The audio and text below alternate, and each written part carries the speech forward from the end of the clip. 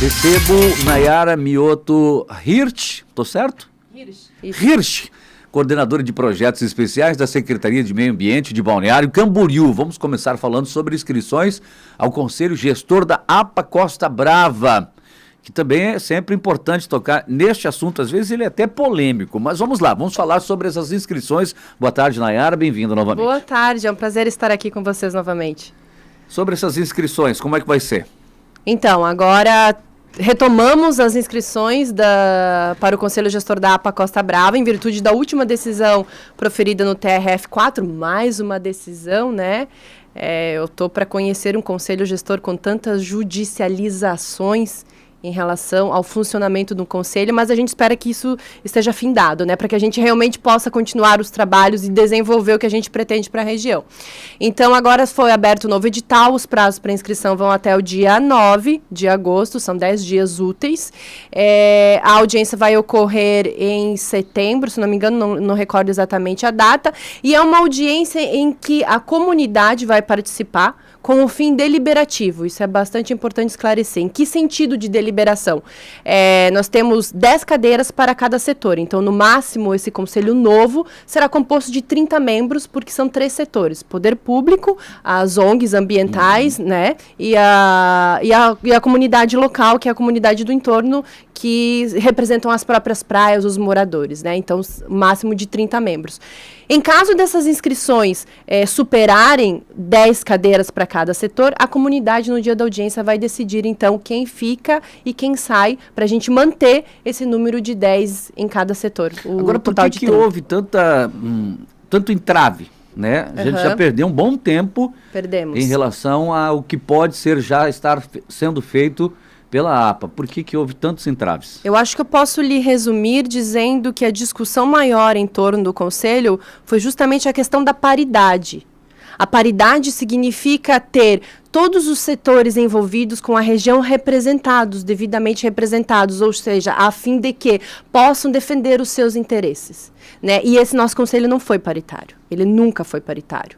Nós temos, com o decreto que estava vigente, que era o de 2015, 18 cadeiras, dessas 18 apenas uma era ocupada pelo município, através da Secretaria do Meio Ambiente. Então nunca houve paridade entre os setores, e isso é preconizado pela legislação federal, isso agora está na decisão do desembargador do TRF4, e não há como fugir disso. Os conselhos precisam funcionar de forma igualitária, paridade, com direito a todos os setores representarem e defenderem os seus interesses. Não adianta um ter mais e justamente, né, não ter o contraponto das outras pessoas poderem opinar, né? Exatamente. Sugerir, enfim. Exatamente. Mas qual é realmente a grande intenção? A partir do momento que estivermos agora definidos, os membros, quais são as primeiras ações que estão em vigor?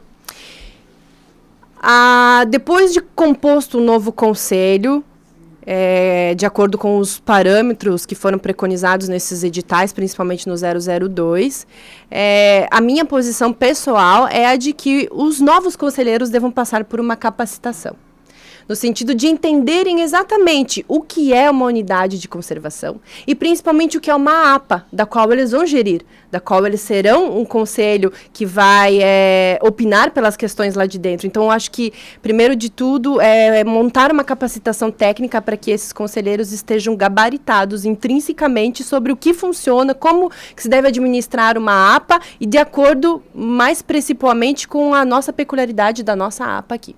Perfeito. Quais são as regras para participação, para agora entrarem nesse momento de inscrição? Então, as regras elas estão divididas para cada setor. Nós temos requisitos de legitimidade e de credibilidade que estão lá no edital publicado em abril, que é o 002 de 2018.